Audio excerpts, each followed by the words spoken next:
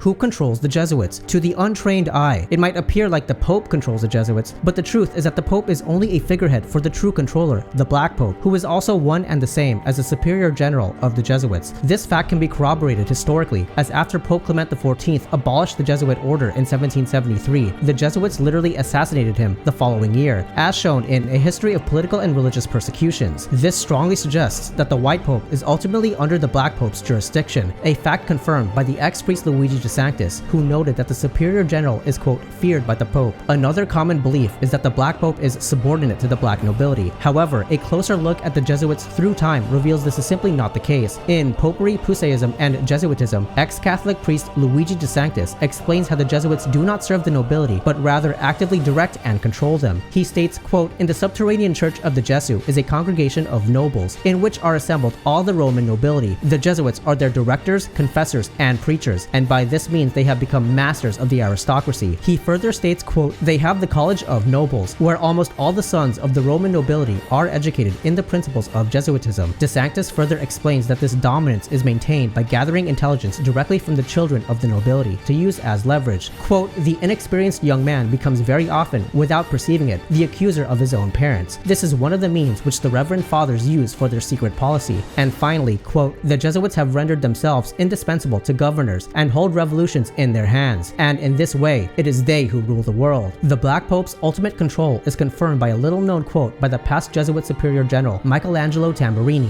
S.J., in La Morale Pratique des Jesuits. This book was censored upon its release, which should tell you everything you need to know. This book reveals a remark made by the Jesuit Superior General as he looked out at the view of Rome from his office balcony in Jesu. He states, quote, see, sir, from this chamber I govern not only to Paris, but to China, not only to China, but to all the world, without anyone to know how I do it. In A History of Political and Religious Persecutions, Garrido describes how, due to the passing of certain papal bulls, the Superior General has complete despotic control over the society, can overturn any previous contracts enacted by previous generals, and can even institute any new laws of his own. This makes the Jesuit order a, quote, passive instrument of his will, and that the Superior General is, quote, more independent than kings are. Now I must address the misconception of the so-called Grey Pope. This is a purely fictional position spread by social media memes. For example, this popular meme uses images literally taken from the 007 James Bond movie. In all well-cited literature on the Jesuits, there is zero mention of this position or any evidence to substantiate its existence.